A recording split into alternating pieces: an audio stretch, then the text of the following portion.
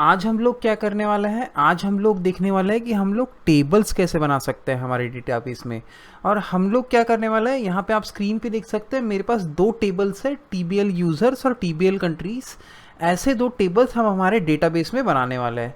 तो यहाँ पे हम क्या करने वाले हैं, ये टेबल्स बनाने वाले हैं, साथ ही साथ हम जो फॉरेन की कंस्ट्रेंट होता है, प्राइमरी की कंस्ट्रेंट होता है, वो दोनों कंस्ट्रेंट्स भी इस टेबल्स पे अप्लाई करने वाला है। अब यहाँ पे प्राइमरी की क्या होता है, तो आपके डेटाबेस में या फिर आपके टेबल में हर एक रिकॉर्ड होता है, उसके हर एक रिकॉर्ड का एक यूनिक आइडेंटिफायर होता है, उसको हम प्राइमरी की बोलते हैं। लेट्स से फॉर एग्जांपल यहाँ पे यूजर्स में हर्षल नाम के 2-3 यूजर्स हो सकते हैं, तो यार कौन सा यूजर का रिकॉर्ड कौन सा है, तो वो आइडेंटिफाई करने के लिए नेम या फिर कोई दूसरा जो पैरामीटर होता है वो सफिशिएंट नहीं होता है। तो उस सिचुएशन में क्या कर सकते हैं हम लोग, उस सिचुएशन में हम लोग प्राइमरी की का यूज करके हम आइडेंटिफाई कर सकते हैं यूनिकली ईच रिकॉर्ड को। और वैसे ही हमारे पास फॉरेन की होती है। बेसिकली फॉरेन की क्या होती है, फॉरेन की होती है इन लेमन्स टर्म, जब एक टेबल जो है, एक टेबल दूसरे टेबल के प्राइमरी की को पॉइंट करता है, तो उस टाइम पे हम उसको फॉरेन की बोलते हैं। फॉर एग्जांपल लेट्स से मेरे पास 100 यूज़र्स है, तो उसमें से अलग अलग यूज़र्स अलग अलग कंट्रीज़ में से हो सकते हैं। तो मेरे पास कौन सा यूज़र कौन सी कंट्री में से है, ये आइडेंटिफाई करने के लिए हम लोग फॉरेन की यूज़ करने वाला है। तो जो कंट्री आईडी फॉरेन की है मेरे यूज़र्स टेबल में, वो बेसिकली आईडी जो है वो एज अ प्राइमरी की यूज़ होने वाली है मेरे कंट्रीज टेबल में। तो अब हम लोग एक काम करते हैं, यहाँ पे थ्योरी ज़्यादा पढ़ने से अच्छा हम सीधा इन टेबल्स को बनाते हैं, ताकि आप लोगों को इन चीज़ों को डिटेल में समझ में आ जाए ये सारी चीज़ें। लेकिन आगे बढ़ने से पहले अगर आप लोगों ने अब तक मेरे चैनल को सब्सक्राइब नहीं किया तो यार इसे प्लीज़ सब्सक्राइब कर दीजिए, और अगर आप लोगों को वीडियो पसंद आती है तो इस वीडियो को एक लाइक कर दीजिए। और अब हम स्टार्ट करते हैं हमारा आज का लेसन। सबसे पहली चीज़ क्या करता हूँ, सबसे पहले तो मैं एक नया डेटाबेस बना लेता हूँ जहाँ पे हम ये दोनों टेबल्स बनाने वाले हैं। तो मैं डेटाबेसेस पर राइट क्लिक करता हूँ और न्यू डेटाबेस बोलता हूँ, और यहाँ पे मैं डेटाबेस को सिंपली नाम देता हूँ शॉप डीबी, और यहाँ पे ओके बोलता हूँ।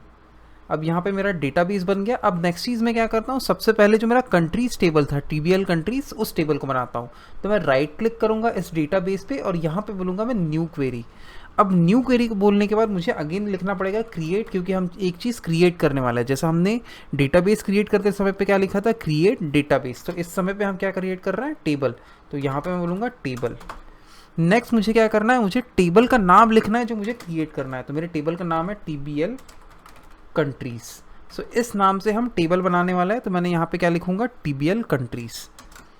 नेक्स्ट मुझे उसके कॉलम्स स्पेसिफाई करने पड़ेंगे कि हर एक टेबल में मेरे कॉलम्स कौन से हैं। तो सबसे पहला मेरा कॉलम क्या होगा, सबसे पहला मेरा कॉलम होगा आईडी, जो कि मेरी प्राइमरी की होने वाली है, और उसका टाइप क्या होगा, इंट।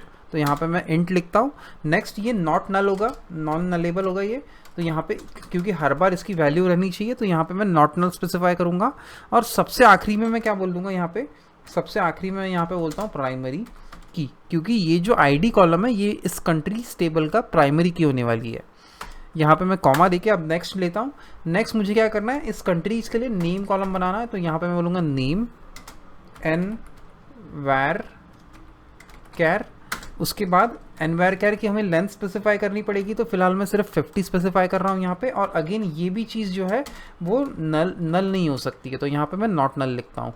अब मैं क्या करता हूँ, मैं इस क्वेरी को जो है एग्जीक्यूट करता हूँ। तो यहाँ पे मैं एग्जीक्यूट बटन पे क्लिक करता हूँ।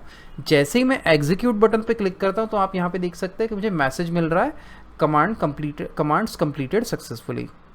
अब मैं मेरे ऑब्जेक्ट एक्सप्लोरर में यहाँ पे अगर शॉप जो है मेरा डेटाबेस, उसको एक्सपांड करता हूँ, तो आप यहाँ पे देखेंगे कि मेरे पास एक यहाँ पे कॉलम्स टेबल्स नाम का यहाँ पे सेक्शन है। अगर इस सेक्शन को मैं एक्सपांड करता हूँ तो यहाँ पे आप देखेंगे कि जो अभी हमने टेबल बनाया है टीबीएल कंट्रीज़, वो यहाँ पे है। तो यहाँ पे अगर मैं इस टीबीएल कंट्रीज़ को भी एक्सपांड करता हूँ तो यहाँ पे आपको एक कॉलम्स नाम का सेक्शन दिखेगा। इस सेक्शन को मैं अगर एक्सपांड करता हूँ तो आप यहाँ पे देख सकते हैं कि जो दोनों कॉलम्स हमने स्पेसिफाई किए थे, आईडी और नेम, वो यहाँ पे हमें अवेलेबल है। यहाँ पे आईडी के आगे आप देख सकते हैं एक की बनी हुई है, वो ये रिप्रेजेंट कर रही है कि ये जो आईडी कॉलम है ये इस टेबल का प्राइमरी, इस टेबल की ये प्राइमरी की है। इस तरीके से हम हमारे डेटाबेस में एसक्यूएल क्वेरी चला के एक नया टेबल क्रिएट कर सकते हैं। अब हम लोग नेक्स्ट चीज़ क्या करेंगे, अब हमने बनाया था उसके पहले कंट्रीज टेबल, अब जो बचा हुआ मेरा दूसरा टेबल है यूज़र्स टेबल, मैं उसको भी क्रिएट करता हूँ। लेकिन उसको क्रिएट करने के लिए हम कमांड नहीं चलाएंगे, अब उसको क्रिएट करने के लिए हम देखेंगे कि हम मैनेजमेंट स्टूडियो जो है हमारा उसका यूज़ कैसे कर सकते हैं। तो यहाँ पे मैं मेरे जो ऑब्जेक्ट एक्सप्लोरर है, यहाँ पे मेरा जो टेबल सेक्शन है मेरे शॉप डीबी के अंदर टेबल सेक्शन, इस पर मैं राइट क्लिक करूँगा और यहाँ पे बोलूँगा न्यू टेबल।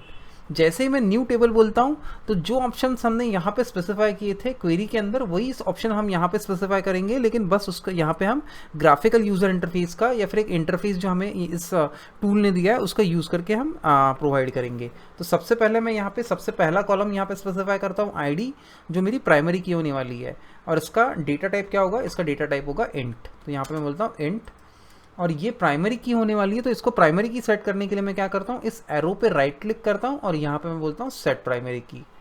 नेक्स्ट मैं जो सेकंड कॉलम है मेरा फर्स्ट नेम, उसको स्पेसिफाई करता हूँ, और ये एक एनवायरचर होने वाला है और उसका लेंथ क्या होने वाला है 50।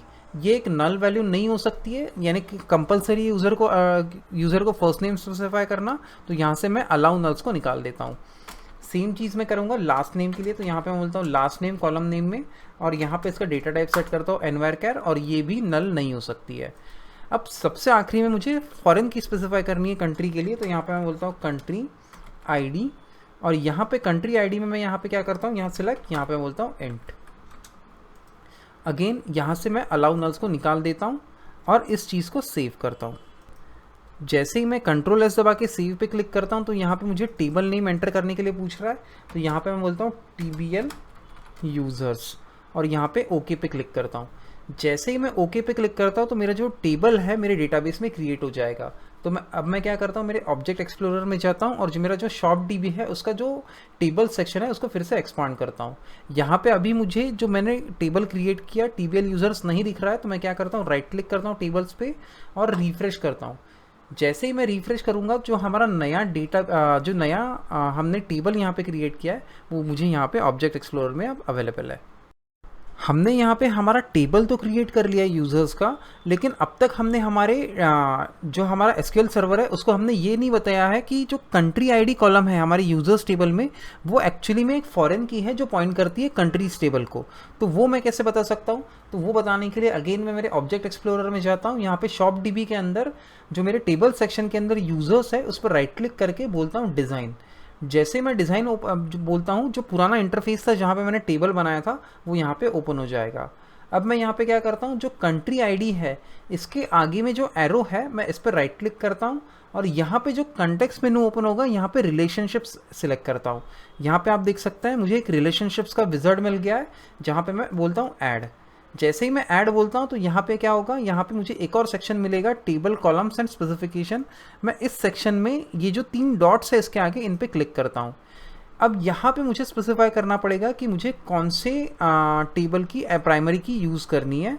तो वो जो है यहाँ पे प्राइमरी की कौन से टेबल की है, कंट्री आईडी वो है कंट्रीज टेबल की, और उस टेबल में उस कॉलम का नाम क्या है, उस टेबल में उस कॉलम का नाम है आईडी।